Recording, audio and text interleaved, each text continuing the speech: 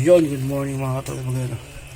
Maulan pa rin, kaya ang lulutuin natin tinola na may nawasa. Tinola, nokma, leeg, halo-halo na yan. Nilagyan ko na sibuyas, bawang, luya, sayote. Ayan o, papalambutin natin sa pressure cooker para malambot ang pot lid. So yung mga talibok tinola, ayan o. Pero kung hindi tinola ang leeg, tsaka paano manok. Bumalik siya sa doktor para i-check niya ulit. Baka may ibang dahilan. Tahan sayote, papaya. 2 months, 3 months, pwede nang mas maganda ba yung vision? 1 to 2 months. 1 to 2 months. Dapat improvement okay na. Alright, 2838, good morning. Covered po ba ng PhilHealth ang laser na topic po natin today? Nasagot na po yan ito. Covered! Yan, good news ha. Wala naman kay 9934. Meron po bang floaters or sagabal sa mata na sinasabi nga, paano daw yan matatanggal? Matatanggal ba ang floaters? Ang floaters ay symptoms lang yan. Maraming dahilan. Kung ito ay dahil sa pag-edad ng detritus, ng aging, unfortunately, walang treatment.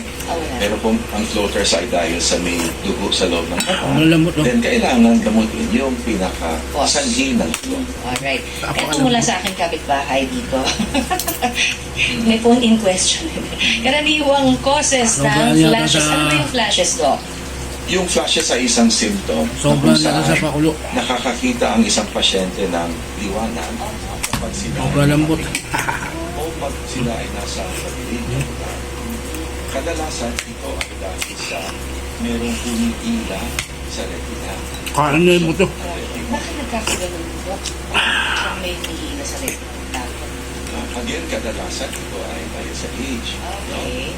Pero minsan, ito ay dahil sa may retinal tear, may unit sa retina, o may butas, o minsan may detachment sa retina. Okay.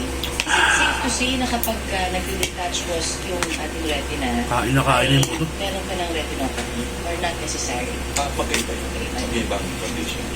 You can have a detachment na wala namang retina. Ay, good to know naman kasi yan ang mga pinakabahan. 6007, ano po ba ang PRP procedure at ang benefits nito? What is a PRP? PRP stands for pan-retinal photoablation. Ito yung laser na ginagawa sa mga pasyente may diabetic retinopathy. Ayan. Anong benefits daw yun, Doc?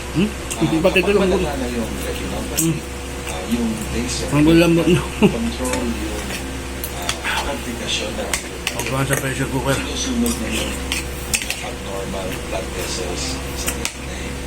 Basta stop yung bleeding. Para matigil mo yung bleeding, yung leakage, pamamagas. O yan, para at least mas maganda ho ang klaro ang vision. Ganun din, ano?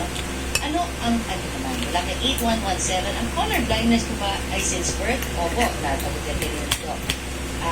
Kasi sabi niya baka daw as we grow old, yun na lang magmamanifest. Again, merong macular degeneration.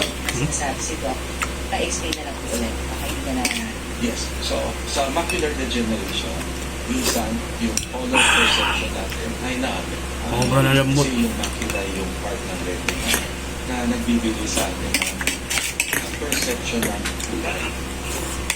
So, pag nasisira yung macula, katulad sa macular degeneration, pati yung perception natin ng color ay natigil.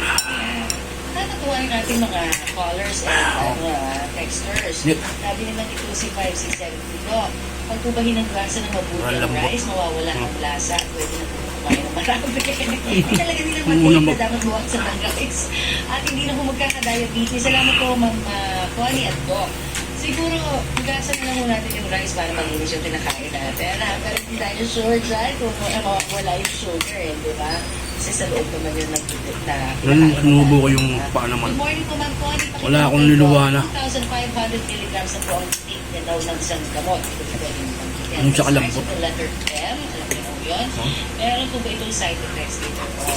Kasi control niya yung kanyang blood sugar para hindi makaiwas sa ating tinatawag na topic ngayon na retinopathy. Lahat ng gamot ay side effect, lalo na kung mataas. Kaya nasa sa kanyang endocrinologist, sa doktor, na ibawasan yung gamot kung hindi naman. So kung binigyan siya ng gano'ng kataas sa gamot, siguro dahil hindi na makontrol ang kanyang. Ayan. So, kailangan sunod tayo doon sa advice na inyong pinagkakatiwalaan doktor. Sa dapat talagang tunay na doktor, ha? Kasi alam niyo naman, Doc, marami pong mga naririnig tayo, di ba? Nasa scamming, kaya ingat-ingat po tayo. Kasi may mga nagte-text po sa atin, may mga Last and access po final siya talaga sa mga ospital. So, kung saan-saan po sila nagpupunta. Pero ingat kayo dyan, ha? Wala kay 3788, I was checking.